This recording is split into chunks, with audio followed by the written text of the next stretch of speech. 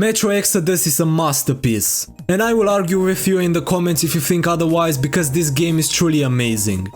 You can really tell that it's the last game of the series because the developers went all out with it and improved in pretty much every way from the previous games. When people talk about this game, they usually talk about the story because it's the final game of the series, and the conclusion to the journey of Artyom and Anna and Miller is truly great. But one aspect of the game that doesn't necessarily get overlooked, but I don't think it's talked about enough for how good it is 100% the world. To this day, the worlds that were made for this game are unbelievable. And yeah, the game looks amazing, but nowadays every game made by a sweaty guy in a basement looks amazing. But the immersion that you feel while playing, honestly, probably no other game that I played made me feel like such a part of the world like this one. But yeah, Metro Exodus does look unbelievable, even after 4 years.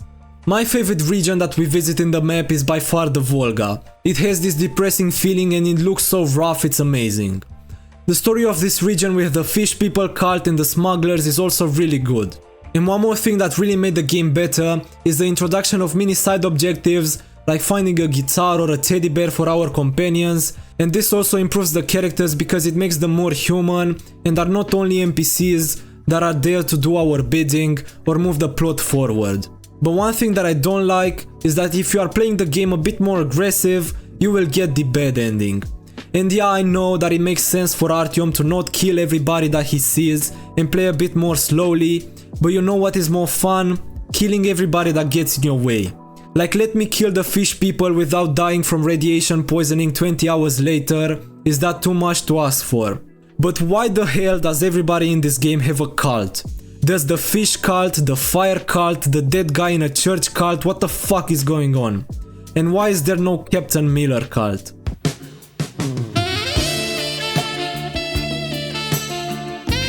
And on that note, why not subscribe to the channel? It's not a cult, but if you help me get to 1000 subscribers, I will very much appreciate it, so why not do it? Thank you. The story of Metro Exodus follows a group of Spartan Rangers on their search of a safe place to inhabit after they discovered Moscow wasn't the only city that survived the war.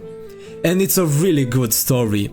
And to see how the relationship between Artyom, Anna and Miller developed from the previous game was so cool, and at the end when Miller calls us his son and gives his life for ours, I nearly cried. Okay, maybe not, but you get the point.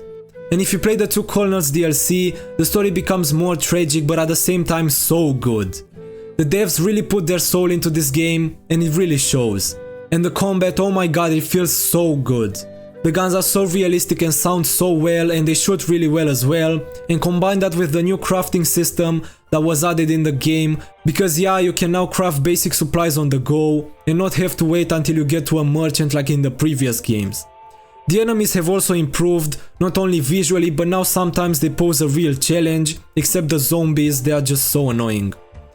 But the bear boss fight was probably the most fun I had in the entire game, even though it was really short. The Novosibirsk level with the mutated gorillas was also really tense and was a pretty cool callback to the library level from the first game. Sam's story is also such a captivating DLC, even though in my opinion the choice at the end doesn't really make much sense, but hey, we got one of the best cutscenes in the whole trilogy in this DLC, so I'm not gonna complain. But tell me in the comments what you think of Metro Exodus, and remember to like and subscribe, and I will see you soon. Goodbye.